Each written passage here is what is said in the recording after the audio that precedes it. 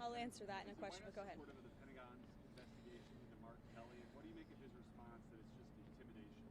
The White House is supportive of the Department of War's investigation into Senator Mark Kelly, and I think what Senator Mark Kelly was actually trying to do was intimidate the 1.3 million active duty service members who are currently serving in our United States Armed Forces with that video that he and his Democrat colleagues put out. Senator Mark Kelly well knows the rules of the military and the respect that one must have for the chain of command, and that all lawful orders are presumed to be legal by our service members. You can't have a functioning military if there is disorder and chaos within the ranks, and that's what these Democrat members were encouraging. It's very clear, and not a single one of them, since they've been pressed by the media, and I'll give you guys credit for that, can point to a single illegal order that this administration has given down, because it does not exist. They knew what they were doing in this video, and Senator Mark Kelly and all of them should be held accountable for that. No, because Lindsey Callaghan was legally appointed, and that's the administration's position. I know there was a judge who is clearly trying to shield Letitia James and James Comey from receiving accountability, and that's why they took this unprecedented action to throw away the indictments against these two individuals. But the Department of Justice will be appealing very soon, and it is our position that Lindsey Callaghan is extremely qualified for this position, but more importantly, was legally appointed to it. Steve.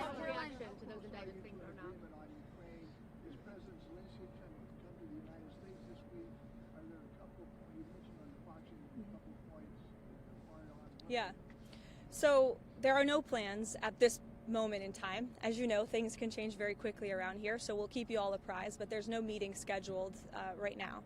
As for where we are, I spoke with Secretary Rubio at length. I spoke with the president as well. Everybody inside feels optimistic about what happened and transpired yesterday in Geneva. Secretary Rubio, Special Envoy Witkoff, the whole team really worked through the points of that 28-point peace plan that the United States authored with input from both sides, the Russians and the Ukrainians.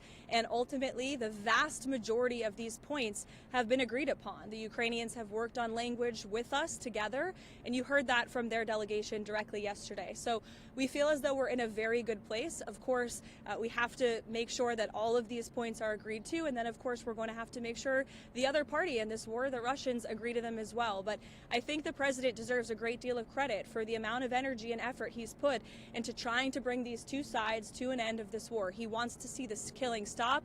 As for any deadlines, he wants to see this end as soon as possible. Is the president more determined to go after Tish James and James Comey? Go ahead. Is the president more determined to go after Tish James and James Comey? Excuse me. I'm answering a question from you. And looked at me. I'm sorry. I turned and looked at you because you're yelling. I will take a question from your colleague, and then I'll take your question too. Okay? Go ahead. What are exactly the points of this agreement that they are still working on? I don't want to detail sort of the technical talks that are happening right now, but there are just a couple, and we're confident that we'll be able to work through those.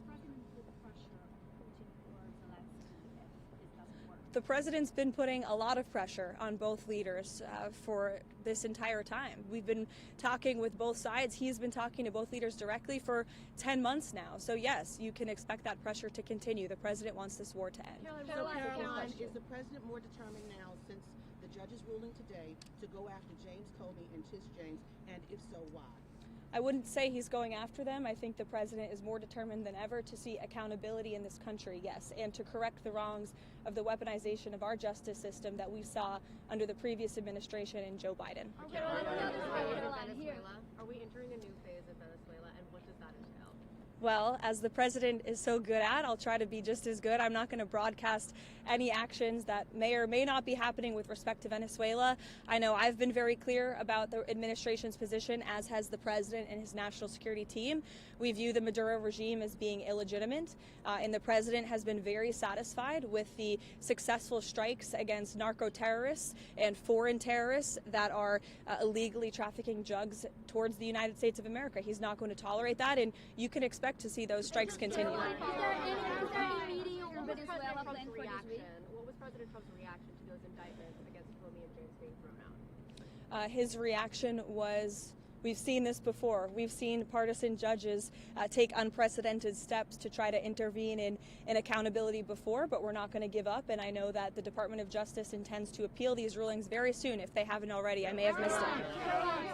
Caroline, one question on Venezuela. Is there any plan, meeting for this week on Venezuela? And another one, a clarification on this weekend, because the president was asked about the former Brazilian president being arrested, and he mentioned that he spoke with this gentleman.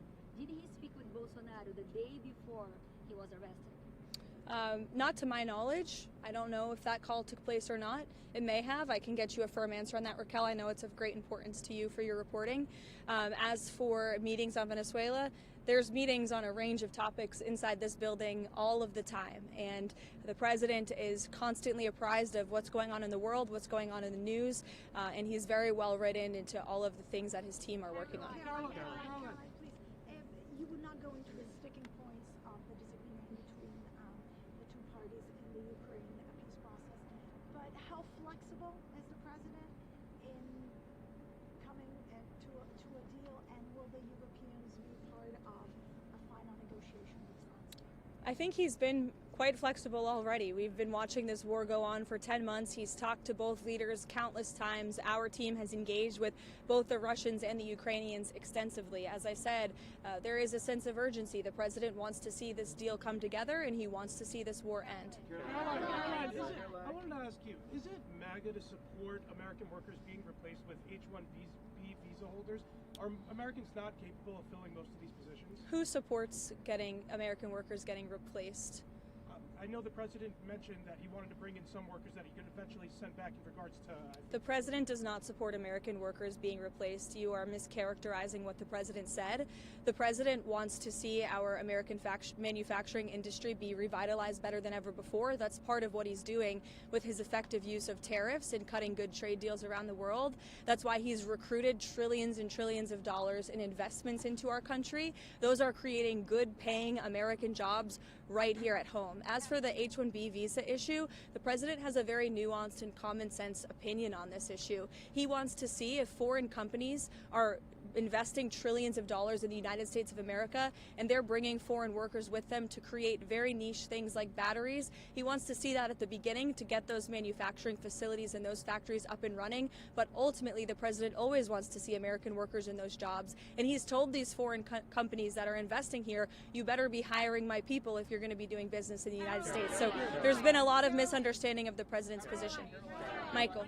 Caroline, is President Trump asking for Xi Jinping's help in putting pressure on Putin to help end the war tonight? I won't get into the details of the conversation this morning other than what the president put out on Truth Social. He put out his own readout of that, and I will leave it to that. But I did speak with him about the call. It lasted about an hour, and it was a very positive call. The focus of the call was really Russia-Ukraine did come up, but the focus was mainly on the trade deal that we are working on with China and those relations and how they are moving in a positive direction.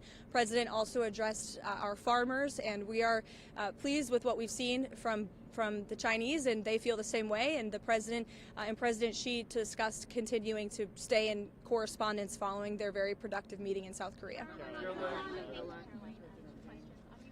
does the progress that you just laid out change the Thanksgiving Day deadline for Ukraine to come to an agreement, or does the president still want something more definitive by Thursday? And then on the Comey and James case, does the president still have confidence in Lindsay Elliott? Absolutely, he does, to your second question. As for your first question with respect to the deadline, the president wants to see this deal come together as quickly as possible, and he trusts that his team is doing everything they can to get it over the finish line. Does the president support Israel's elimination of Hezbollah chief of staff Ali Dabda yesterday, and is he in favor of Israel blocking Hezbollah from growing again?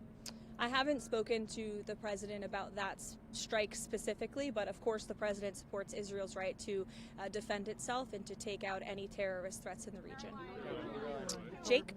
If the president does announce a proposal to cut healthcare costs, will that include the extension of the subsidy? I know there's been a lot of reporting on this from yourself as well, Jake, over the last few days. I will tell you that healthcare is a topic of discussion that's happening very frequently and robustly inside the West Wing. Right now, the president's very much involved in these talks, and he's very focused on unveiling a health care proposal that will fix the system and will bring down costs for consumers. As for the details of those discussions, I'll let the president speak for himself.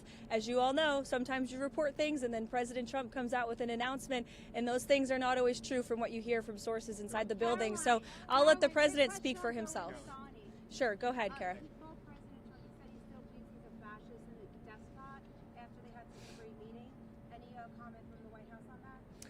I think talk is cheap, and I think that the president is going to judge Mamdani by his actions that he takes to New York.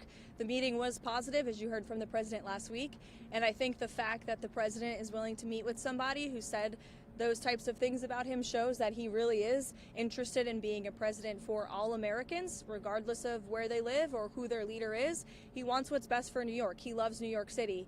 He helped build the skyline. He spent his whole life there, and so he really wants to see New York do well. And so that's how that meeting played last week. Caroline. John.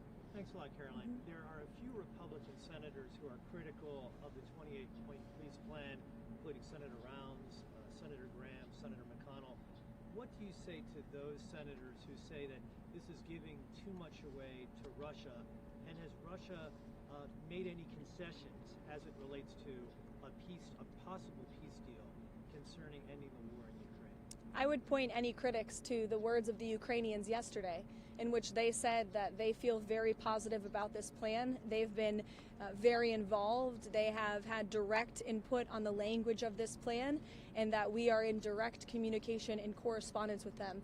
Any idea, let me just finish with this, the idea that the United States of America is not engaging with both sides equally in this war to bring it to an end is a complete and total fallacy. And I saw a lot of misinformation and rumors and allegations against people in this building, such as Secretary Rubio and Special Envoy Wynkoff and the President himself, that they are favoring one side over the other. That could not be further from the truth. I have watched as the President and his team have worked around the clock overnight with both sides on endless phone calls, endless meetings to try to bring this war to a close. And any suggestion otherwise is a complete misunderstanding of the facts. It's coming from people who have no idea what they're talking about, or people who are pushing their own agenda, or maybe people who don't want to see this war come to an end. I don't know. Maybe they're profiting off of it. Maybe they benefit from it in some way, but nobody in this building benefits from war. We want to see this war come to an end, and that's what the president and his team are proudly working to do. And I think the critics should just take a step back and think about what happened with Israel and Gaza. There were a lot of doubters, and we got the hostages out, and this president secured a peace deal that still exists and is ongoing today. So everyone should just respect the work this administration is doing and watch the process unfold. Thank you.